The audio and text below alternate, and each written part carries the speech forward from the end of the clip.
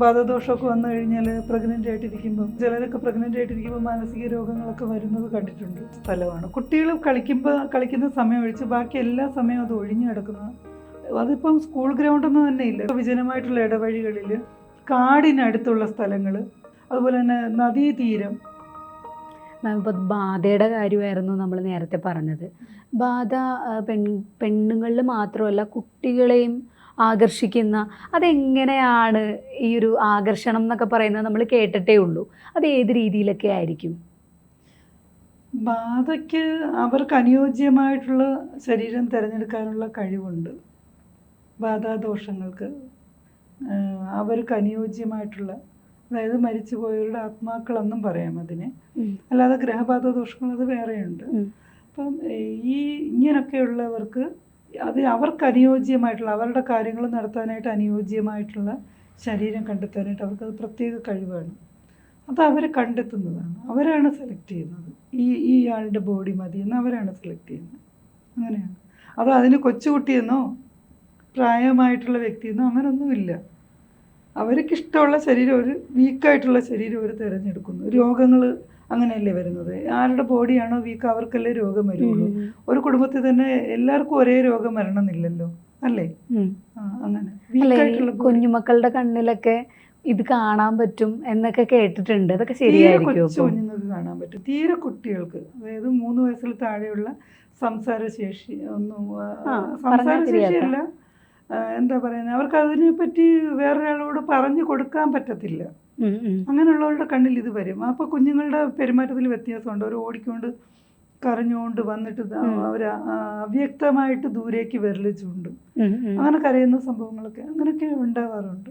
അതുകൊണ്ടാണ് നമ്മളെപ്പോഴും കുഞ്ഞുങ്ങളെ സംരക്ഷിക്കേണ്ടത് വളരെ അത്യാവശ്യമാണ്. ഏലസൊക്കെ കെട്ടി, ബാലരക്ഷായന്ത്രമൊക്കെ കെട്ടി ഒക്കെ സംരക്ഷിക്കണം കുഞ്ഞുങ്ങളെ. അങ്ങനെ നമ്മൾ 12 വയസ്സ് വരെയും സംരക്ഷിക്കേണ്ടതുണ്ട്. 12 വയസ്സ് വരെ ഈശ്വരൻ്റെ കൈകളിലാണ് കുഞ്ഞിൻ്റെ ദീർഘായുസ്സും ആരോഗ്യവും എല്ലാം. ഇപ്പോൾ ഞാൻ ഈ സബ്ജക്റ്റിനോട് ചേർക്കാൻ പറ്റുമോ അറിയില്ല. ഇപ്പോൾ തോന്നിയൊരു ചെറിയ കാര്യമാണ്. കാരണം ഇതുപോലെ തന്നെയല്ലേ ഇപ്പം കുഞ്ഞുമക്കൾ ഇപ്പോൾ പ്രഗ്നൻ്റ് ആയിരിക്കുമ്പം കുട്ടികൾ മരിക്കുന്ന അവസ്ഥ, ജനിച്ച ഉടനെ. അപ്പോൾ അതൊക്കെ പിന്നീട് അവിടെ പരിസരത്തും അവിടെയും ജനിക്കുന്ന കുട്ടികൾക്ക് ദോഷമായിട്ടുണ്ടാവും എന്ന് കേട്ടിട്ടുണ്ട്. തീർച്ചയായിട്ടും. അത് ശരിയാണോ? അതെങ്ങനെ? അത് ഇതുപോലെ തന്നെയാണ്. അതായത് പിന്നെ ജനിച്ച ശേഷം മരിക്കുന്നത് പോലെ തന്നെയാണ് ജനിക്കുന്നതിന് മുമ്പ് കന്നിച്ചാവായിട്ട് മാറുകയാണെന്ന്, അങ്ങനെയാണ് അതിൻ്റെ സയൻസ്. ദോഷം. അതെ അതെ, ഉദരത്തിൽ ജനിച്ചു കഴിഞ്ഞാൽ അതിൻ്റെ ചാപിള്ളയുടെ ഒരു ദോഷം അങ്ങനെ ഉണ്ടാവാറുണ്ട്. ഇപ്പം മാം ചോദിച്ചപ്പോൾ എനിക്ക് വേറൊരു സംശയം തോന്നിയതാണേ.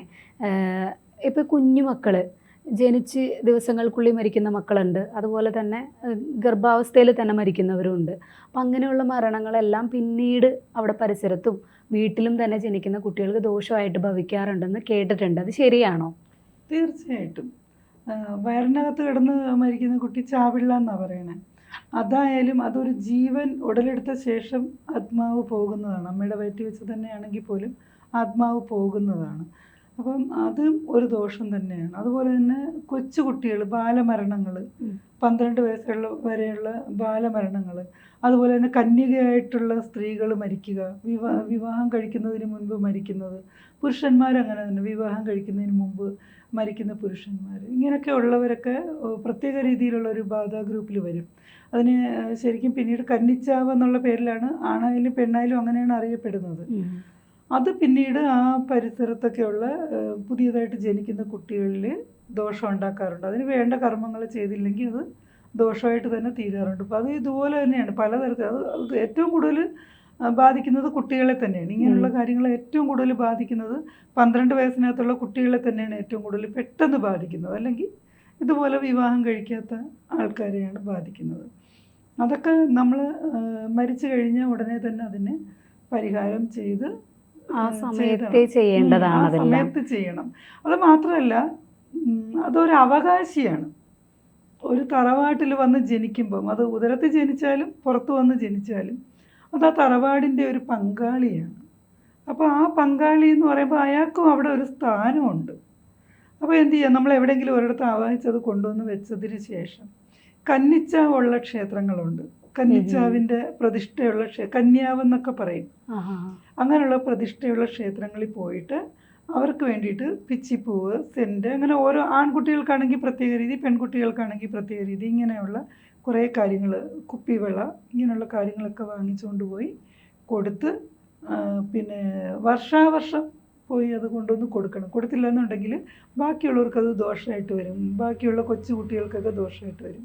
പിന്നെ അതുപോലെ അത് മാത്രമല്ല, ഇങ്ങനെയുള്ള കുടുംബത്തിലുള്ള ഈ കൊച്ചു കുട്ടികളൊക്കെ മരിച്ചുപോയ കുടുംബത്തിലുള്ളവർ വർഷാവർഷം അവർ ബാക്കിയുള്ള പാവപ്പെട്ട കുട്ടികൾക്ക് മധുരം കൊടുക്കുകയും സഹായം ചെയ്ത് ആവാഹിച്ച് കൊണ്ടുപോയി സമർപ്പിച്ചാൽ മാത്രം പോരാ, അതിൽ തീരുന്നതല്ല. എന്ന് വെച്ചാൽ അറിവില്ലാത്ത കുട്ടിയാണ് മരിച്ചു പോയത്, അറിവില്ലാത്ത പ്രായത്തിൽ മരിച്ചു പോയതാണ്. അപ്പോൾ അതുകൊണ്ട് അതിന് വേണ്ടിയിട്ട്, അതിന് പകരമായിട്ട് നമ്മൾ ആ കുട്ടിക്ക് കൊടുക്കുന്നു എന്നുള്ള സങ്കല്പമാണ്. പാവപ്പെട്ട കുട്ടികൾക്ക് ഹെൽപ്പ് ചെയ്യുക, പുസ്തകം വാങ്ങിക്കാൻ, മരുന്ന് വാങ്ങിക്കാൻ, ഉടുപ്പ് വാങ്ങിക്കാൻ ഒക്കെ ഹെൽപ്പ് ചെയ്യുകയാണ് വേണ്ടത്. അതുപോലെ തന്നെ ഒരു പ്രത്യേക സ്ഥലങ്ങളുണ്ട്, ആ സ്ഥലങ്ങളിൽ ഇത് ആവാഹിച്ച് കൊണ്ടുപോയി സമർപ്പിക്കണം. ഇല്ലെന്നുണ്ടെങ്കിൽ പുറത്തുള്ളവർക്കുള്ളതിനെക്കാട്ടി കൂടുതൽ ദോഷം അകത്തുള്ളവർക്കാണ്. ഒരു കുടുംബത്തിൽ ഒരു കുട്ടി മരിച്ചു കഴിഞ്ഞാൽ ആ കുടുംബത്തിലുള്ളവർക്കാണ് ഏറ്റവും കൂടുതൽ ദോഷം. അവരുടെ ജീവിതത്തിൽ ഉയർച്ച ഉണ്ടാവത്തില്ല. എത്ര ഉയർച്ച വന്നാലും ആ കുട്ടിയുടെ കൂടെ ഉണ്ടാകുന്ന സഹോദരങ്ങൾ, അതിനുശേഷം ആ കുട്ടി മരിച്ചതിന് ശേഷം ഉണ്ടാകുന്ന സഹോദരങ്ങൾ, അല്ലെങ്കിൽ ഒരു കുട്ടി വലുതായതിന് ശേഷമാണ് മരിച്ചതെങ്കിൽ പോലും പിന്നെ ആ കുടുംബത്തിൽ ബാക്കിയുള്ള കുട്ടികളുണ്ടാവുള്ളൂ. അപ്പം ചിലപ്പോൾ ആ സമയത്ത് അവർക്ക് നല്ല സമയമായിരിക്കാം, നല്ല ദശയായിരിക്കാം, ആ സമയത്തൊന്നും അത് ബാധിച്ചില്ലെങ്കിലും പിന്നീട് അവരുടെ ജീവിതത്തെ അത് വല്ലാതെ ബാധിക്കുന്നത് ഒരുപാട്, ഒന്നും രണ്ടും ഒന്നുമില്ല, ഒരുപാട് അറിയാം. അപ്പോൾ അതിന് വേണ്ട പരിഹാരം കൃത്യമായിട്ട് ചെയ്യണം. ഇപ്പോൾ ഈ കുട്ടികളുടെ കാര്യം തന്നെ പറഞ്ഞപ്പോഴാണ്, ഈ സ്കൂൾ ഗ്രൗണ്ടിലൊക്കെ പ്രേതം ഉണ്ടാവും എന്തായാലും ഉറപ്പാണെന്നുള്ളൊരു സംഭവം ഞാൻ ഈ അടുത്തിടെ കുറേ കേട്ടായിരുന്നു. അതിലെന്തെങ്കിലും സത്യാവസ്ഥ ഉണ്ടാവും? സ്കൂൾ ഗ്രൗണ്ട് എന്ന് പറയുമ്പോൾ തന്നെ അത് ഒഴിഞ്ഞു കിടക്കുന്ന സ്ഥലമാണ്. കുട്ടികൾ കളിക്കുന്ന സമയം ഒഴിച്ച് ബാക്കി എല്ലാ സമയവും അത് ഒഴിഞ്ഞു കിടക്കുന്ന സമയമാണ്. അപ്പോൾ ഒഴിഞ്ഞു കിടക്കുന്ന സ്ഥലങ്ങളിൽ ഗ്രഹബാധ ദോഷങ്ങൾ ഉണ്ടാവാറ് പതിവുണ്ട്. അതിപ്പം സ്കൂൾ ഗ്രൗണ്ടെന്ന് തന്നെ ഇല്ല, വിജനമായിട്ടുള്ള വഴികളിൽ, ഇടവഴികളൊക്കെ വിജനമായിട്ടുള്ള ഇടവഴികളിൽ, കാടിനടുത്തുള്ള സ്ഥലങ്ങൾ, ഇങ്ങനെയുള്ള പല സ്ഥലങ്ങളിലും, അതുപോലെ തന്നെ നദീതീരം, സമുദ്രതീരം, ഇങ്ങനെയുള്ള സ്ഥലങ്ങളിലൊക്കെ ഈ ഗ്രഹബാധ ദോഷങ്ങളെന്നാണ് പൊതുവേ പറയുന്നത്.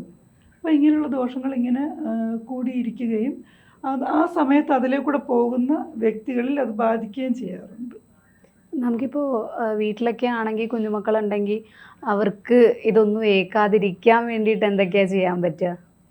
ശരിക്കും പറഞ്ഞാൽ മുൻപുള്ള കാലങ്ങളിലുള്ള ഫോട്ടോഗ്രാഫൊക്കെ നമ്മളൊന്ന് പരിശോധിച്ച് നോക്കണം. പെയിൻറ്റിങ്സ് ആണെങ്കിൽ പോലും എല്ലാത്തിലും എല്ലാവരുടെ കഴുത്തിലും ഏലസ് ഉണ്ടാവും, അവരവരെ സ്വന്തമായിട്ട് സേഫ് ആക്കിയിരിക്കും. ശരി, കണ്ടിട്ടില്ലേ? അപ്പോൾ അത് നമ്മൾ ഇന്ന് എന്തുകൊണ്ട് നമ്മളിപ്പോൾ ഒന്ന് ആധുനികമായി പോയി എന്നും പറഞ്ഞുകൊണ്ട് ഇതൊക്കെ ഇവിടെ ഇല്ല എന്ന് നമ്മൾ വിശ്വസിക്കാൻ പാടില്ല. കൊച്ചുകുട്ടികൾക്ക് വേണ്ട സമയത്ത് കുട്ടികൾക്ക് വേണ്ട സംരക്ഷണങ്ങൾ നമ്മൾ കൊടുക്കണം. ശരിയാണ്. അതുപോലെ അതെ, കൊച്ചുകുട്ടികൾക്ക് ആവശ്യമായിട്ട് ബാലരക്ഷാ യന്ത്രം ഭയങ്കര ഇമ്പോർട്ടൻ്റ് ആണ്. അതുപോലെ തന്നെ ഭാഗ്യസൂക്തം, ജലധാര, അതുപോലെ തന്നെ കറുകഹോമം, ഇതൊക്കെ കുട്ടികൾക്ക് വേണ്ടി ചെയ്യണം. നമ്മുടെ കുട്ടികൾക്ക് വിദ്യാഭ്യാസം മാത്രമല്ല, അവർക്ക് വേണ്ട കാര്യങ്ങളൊക്കെ നമ്മൾ അതിൻ്റെ കൂടെ നമ്മൾ ദൈവീകമായിട്ടുള്ള കാര്യങ്ങളും കൂടെ ചെയ്ത് അവരെ ഈശ്വര വിശ്വാസത്തോടു കൂടി വളർത്തി, ഈശ്വര ഭയത്തോടു കൂടി വളർത്തിയാൽ മാത്രമേ നമുക്കും നാടിനും കുഞ്ഞുങ്ങൾ ഉപകാരപ്പെടുള്ളൂ. ഇല്ലെങ്കിൽ കുറച്ച് വലുതായി കഴിയുമ്പോൾ ദൈവത്തിനെ തൊഴാൻ വരുമ്പോൾ അവർക്ക് അറിയത്തില്ല ദൈവമോ ഒന്നും അറിയത്തില്ല, മനസ്സിലായില്ല. അതുപോലെ തന്നെ പിന്നെ അവർക്ക് നാമം ജപിക്കാൻ താല്പര്യം ഉണ്ടാകത്തില്ല. നേരെ മറിച്ച് ചെറുതിലെ ഈശ്വര വിശ്വാസത്തോടു കൂടി വളർത്തുന്ന കുട്ടികളും മുതിർന്നവരെ അനുസരിക്കും, സമൂഹത്തിന് ഒരു നന്മ ആയിട്ട് മാറും. ഇതില്ലാതെ വളർത്തുമ്പോഴാണ് നമ്മൾ വെറും ഒരു മൊബൈലും ലാപ്ടോപ്പും മാത്രമായിട്ട് കുട്ടികളെ വളർത്തുന്നത്. നമുക്ക് എന്തായാലും ഉറപ്പായിട്ടും അടുത്ത തലമുറ വളർന്നു വരുന്നത് നമുക്ക് അവർ നല്ല രീതിയിൽ വളർന്നു വന്നില്ലെങ്കിൽ അത് ബുദ്ധിമുട്ടാണ്. അതിൻ്റെ അടുത്ത തലമുറയിലേക്ക് ഇത് അവർ പകർന്നു കൊടുക്കണ്ടേ? ഇന്ന് അവർക്ക് ദൈവഭയമില്ലാതെ വളർത്തി കഴിഞ്ഞാൽ നാളെ അവർക്ക് എന്തായിരിക്കും? അച്ഛനെയുമേ ഭയം ഉണ്ടാവില്ല, അച്ഛൻ കണ്ട വഴക്ക് പറയും, അമ്മ കണ്ട, അങ്ങനെയുള്ള ഭയമൊന്നും ഇന്നത്തുള്ള കുട്ടികൾക്കൊന്നും പലർക്കും കണ്ടുവരുന്നില്ല. അവർക്ക് പൂർണ്ണ സ്വാതന്ത്ര്യമാണ്. കുട്ടികൾക്ക് സ്വാതന്ത്ര്യം ആവശ്യമാണ്, പക്ഷെ അതിനൊക്കെ ഒരു ലിമിറ്റുണ്ട്. കുട്ടികളാണ് അവരെന്നുള്ള ബോധം അച്ഛനമ്മമാർക്കുണ്ടാവണം, അല്ലേ? അച്ഛനമ്മമാർക്ക് അതുണ്ടായില്ലെങ്കിൽ നാളത്തെ തലമുറ വളർന്നു വരുന്ന രീതി ശരിയല്ല എന്നാണ് എനിക്ക് പറയാനുള്ളത്. ശരിയാ, പണ്ടൊക്കെ ഒരു പെണ്ണ് പ്രഗ്നന്റ് ആയി കഴിഞ്ഞാൽ തന്നെ അപ്പൊ തന്നെ ചരട് ജപിച്ച് കെട്ടിക്കൊടുക്കും. ചരടി വെച്ച് കിട്ടുന്ന മാത്രമല്ല, ഏലസ് 7ാം മാസത്തിൽ ഏലസ് കെട്ടിക്കൊടുക്കും, ഗർഭരക്ഷാ യന്ത്രം കെട്ടും കൊടുക്കും. പിന്നെ അതും മാത്രമല്ല, ഈ പ്രഗ്നന്റ് ആയി കഴിഞ്ഞാൽ സ്ത്രീ സന്ധ്യക്ക് വീട്ടിൽ നിന്ന് പുറത്തേക്ക് ഇറങ്ങാൻ സമ്മതിക്കത്തില്ല. അങ്ങനെ ഇറങ്ങുവാണെങ്കിൽ തന്നെ കയ്യിൽ എന്തെങ്കിലും ഇരുമ്പിന്റെ ഒരു കഷ്ണം ഉണ്ടാവണം. എന്ന് വെച്ചാൽ ഇരുമ്പെന്ന് പറയുന്നത് ഈ ഇങ്ങനെയുള്ള ഭൂതപ്രേത പിശാചുക്കളെ നമ്മളിൽ നിന്ന് അകറ്റി നിർത്തുന്ന ഒരു സാധനമാണ്. ഇരുമ്പെന്ന് പറയുന്ന ലോഹത്തിന് അതിനുള്ള പവറുണ്ട്. അപ്പോൾ ആ ഇരുമ്പ് കൈ കരുതാതെ പോകത്തില്ല. അതുപോലെ തലേണയുടെ അടിയിൽ ഇരുമ്പ് ഇടാറുണ്ട്, അതുപോലെ കട്ടിലിൻ്റെ അടിയിൽ ചൂലിടാറുണ്ട്. ഇതൊക്കെ ഇതിൻ്റെ ബാധാദോഷങ്ങളിൽ ഉൾപ്പെടുന്നതാണ്. അപ്പം അങ്ങനെ വരാതിരിക്കാൻ, പ്രഗ്നൻ്റ് ആയിട്ടിരിക്കുമ്പോൾ സംഭവിച്ചു കഴിഞ്ഞാൽ അബോർഷനൊക്കെ സംഭവിക്കും. ഇങ്ങനെ ബാധാദോഷമൊക്കെ വന്നു കഴിഞ്ഞാൽ പ്രഗ്നൻ്റ് ആയിട്ടിരിക്കുമ്പോൾ ബുദ്ധിമുട്ടുകളാണ്. ചിലരൊക്കെ പ്രഗ്നൻ്റ് ആയിട്ടിരിക്കുമ്പോൾ മാനസിക രോഗങ്ങളൊക്കെ വരുന്നത് കണ്ടിട്ടുണ്ട്. അങ്ങനെ പല പല കാര്യങ്ങളും എന്ന് വെച്ചാൽ ഇവിടെ പറയാൻ പറ്റുന്നത് എൻ്റെ ക്ലയൻസിൻ്റെ ഭാഗത്തുനിന്ന് അവർക്കുണ്ടായിട്ടുള്ള ബുദ്ധിമുട്ടുകളെക്കുറിച്ച് ഞാനിവിടെ തുറന്നു പറഞ്ഞാൽ അതൊക്കെ കോൺഫിഡൻഷ്യലാണ്. അവരെന്നോട് അത്രയും വിശ്വാസം ഉണ്ടായിട്ട് തുറന്നു പറഞ്ഞ കാര്യങ്ങളെല്ലാം ഒന്നും എനിക്ക് ഓപ്പൺ ചെയ്യാൻ. ഇത്തരത്തിലുള്ള പ്രശ്നങ്ങൾക്കൊക്കെ മാം പരിഹാരം ചെയ്ത് കൊടുക്കാറുണ്ട്? തീർച്ചയായിട്ടും. Thank you. തീർച്ചയായിട്ടും.